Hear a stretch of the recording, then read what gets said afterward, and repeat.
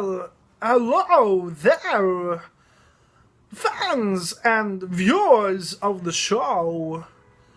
Welcome back to what might be the last episode of the DA Husker Fanalytical show of the year, folks.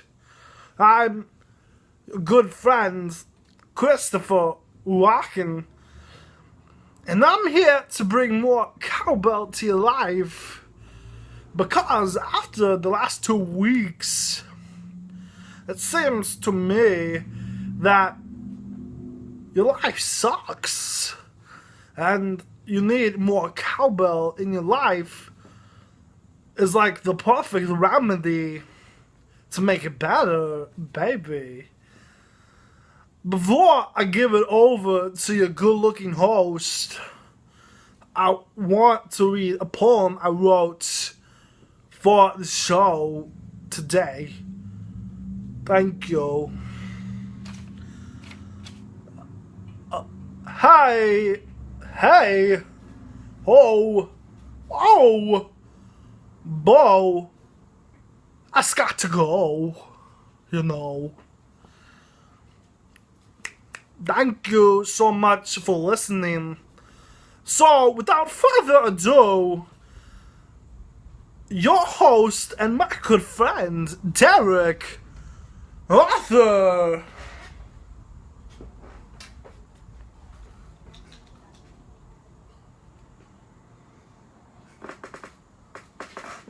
Welcome back, Husker fans, and season's greetings.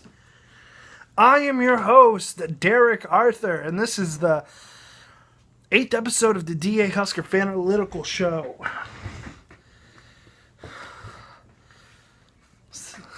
How about last week's game, huh?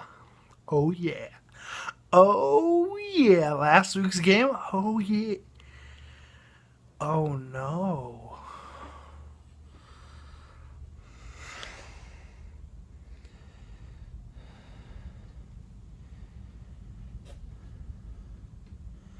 Mass heart crying. These eyes have seen a lot of love, but they're never gonna see another lover like I had with you. These eyes are crying. I don't know, folks. I do not know. I don't know. What I do know is after last week's loss. Ow, I just burnt my hand. Ow, that's no good. After last week's loss, it seems to me that Husker fans, this is a transition that I've been seeing lately. That we're no longer mad, we're no longer angry, we're no longer so upset and so raged by losing. We're actually merely disappointed and deflated and just searching for an answer why. I wish I had the answer, but I don't. No one does. The only person that does is named Sean Eckhurst, and he's our athletic director.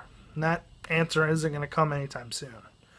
Has to come before January 31st, otherwise we owe Bo Pelini a whopping $500,000 in a bonus for staying employed by us.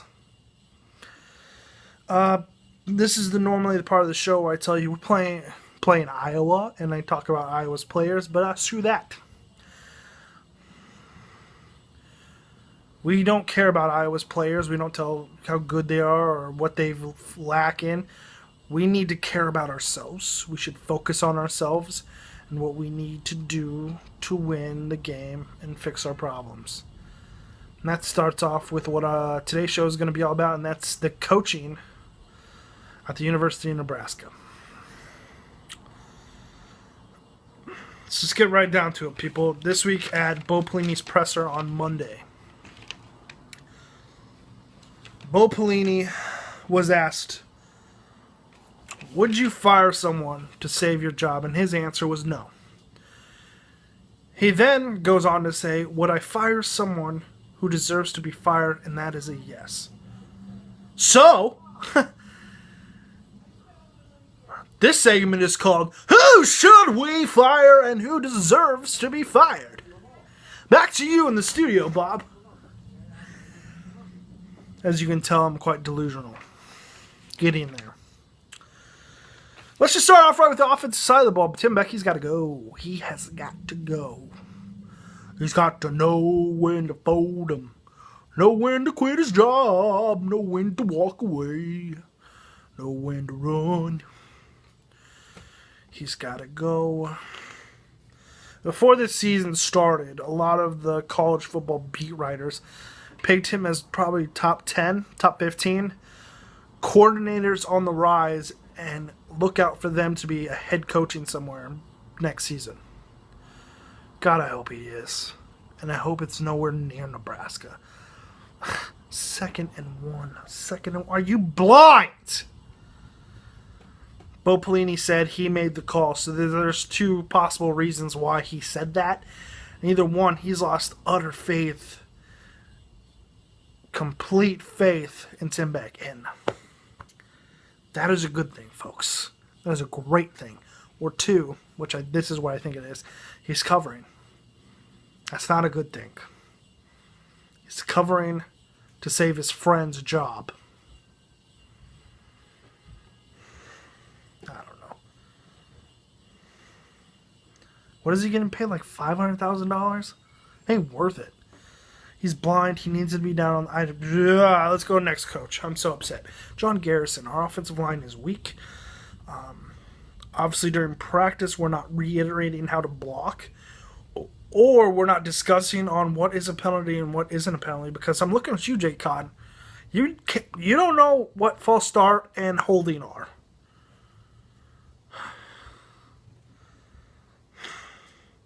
I shouldn't be going off on you. You're not a very good player. I can't speak because I sucked myself. That's funny. I sucked myself. That's funny. And thirdly, the coach has got to go is named Barney Cotton. One, great name. He should find success at Hastings College. Or somewhere like that. But two, I feel like he's kind of like me. Well, not like me, because I believe I was loved by everybody growing up. That was probably false. But he's kind of like the fat kid that the popular kids keep around to make fun of and to use as their entertainment. Basically not bringing any skills to the table or the discussion to the table. They're just there for their amusement. So he's got to go. Defensive side of the ball. Our defensive coordinator, John Papoopshits, has got to go. I believe his name is like the beginning of Joe Dirt when he's pulling up to his job and the guard's like, name please, and Joe Dirt's like, name's Joe Dirte. Where in this case, it's like he like shows up and the guy's he's like, name, and John Papoopshits is like, Papoopshits. And they're like, haha, no it's not, it's Papoopshits. Because that's funnier. I thought so. Love his energy. I just don't know if he knows what he's doing. Yeah, I don't. Or what scheme he's running. Feels like every play, the offense knows exactly where to hit us. Other defense coaches got to go is Ross Ells. Our linebackers have been either really good or really bad. There's no consistency, and the tackling is just piss poor. Whatever. The other guy that has got to go, or person, is the yoga teacher. The yoga instructor. You hired a yoga instructor to be your college football, like, part of the strength and training program? No! I just want to be so zen, you know, like, if I knock a player over, I just want to be like, I'm sorry, Dad. I'll be sorry for like 12 years. No, we need to hire like a Marine to kick their asses into gear. Instead of doing, I am okay with losing. I am okay with losing. I am okay with losing. You shouldn't never be okay with losing. Get rid of the yoga teacher. And people who are all about Bo Pelini faithful, thinking just fire the coordinators, everything will be solved. It's never going to be solved. Who's he going to hire? To replace... It's going to be someone has been within the system or someone who knows the system. So it's either Katz, our defensive line coach, or Mike Eckler on the defensive side of the ball. And on offense, it's either going to be Joe Gans or they're going to do an NFL-style pass coordinator, run coordinator with Brown and Fisher. Whoever is the next head coach, if it comes down to this, I believe needs to keep Fisher on staff and Ron Brown on staff. They get their players to play physical, tough Nebraska football, and I love it. So get that on them. Let's talk about the process. It's all about the process. It's all about the process, folks. It's process. I'm sorry, but I have 3 to 5 years as a player, so it's all about that process. Man, processes should be used in the NFL, not college football. You have 3 to 5 years with the player. And at most, the player will start all 4 years, but the likelihood is 2 to 1 year. So technically, you only get to work the process for a year per player. And then they're gone. Coaching high school football or somewhere in the NFL. Most likely the first. Process. It's all about the process. Whatever. Head coaches, people I believe that should be our head coach. I'm all in for Scott Frost. He'll bring an high octane offense to the table. I know people are like, it's Chip Kelly's offense. Well, he's got his players to play physical football, which they didn't do before. He's a Nebraska boy at heart. He's played here. He knows stuff like that. And on top of that, he'll be an offensive coordinator who calls the play. He'll be an offensive mind that calls the actual plays on the field, so he sees what's happening right on the field. And you could probably get him for $1 to $3 million, leaving enough room to hire a competent defense coordinator, a competent offensive coordinator that can do their own thing without having daddy look over their back, judging them and saying, you're doing it wrong. It's my way or the highway, bitch. Other coach, Pat Narduzzi. Talked about him last week. Head coaches that I think we could bring in. I like John Gruden. Yes, I do. Chucky in the red, baby. It's never going to happen, so whatever. And the other guy who I think has a decent chance is David Cutcliffe, who's the Duke head coach. Yeah, I know, he's in his 60s. But think about this, people. In 1 to 2 years, guess who his offensive coordinator is going to be? That's right, Peyton fucking Manning. Omaha said hot. Chicken palm tastes really good. That Peyton Manning. And who wouldn't want to play for Peyton Manning as their offense coordinator? Exactly. And he's built Duke into a perennial. They used to suck. They used to go 0-12 like every year. Now he's getting them to win 8, 9, 10 wins a year. I know the ACC sucks, but he knows how to rebuild the program. And our program is not that far off from winning championships. I'll just put it out there. They're right there. So, that's it for that. Let's talk about predictions. I got the Huskers winning. I do not know why. Because I'm faithful and I'm a big Husker fan. I got them winning 27-21 to get Bo Pelini his 9 wins that he covets. Yes! Go Bo Pelini. So, folks, this might be the last episode of the season for me. I might do one for the bowl game. I haven't decided yet. I love all of you so much. I love every single one of you. It's Thanksgiving this week, so I hope you all have a great holidays.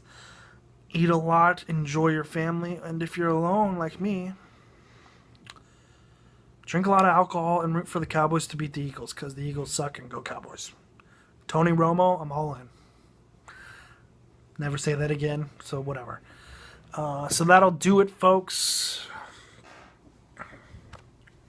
I love all of you. Be loud, be proud. Beat the shit out of Iowa. Please, Lord, I'm begging you for an answer. Go Big Red, go Huskers. I'm Derek Arthur, and this is the DA Husker Fanalytical Show. I'm outie.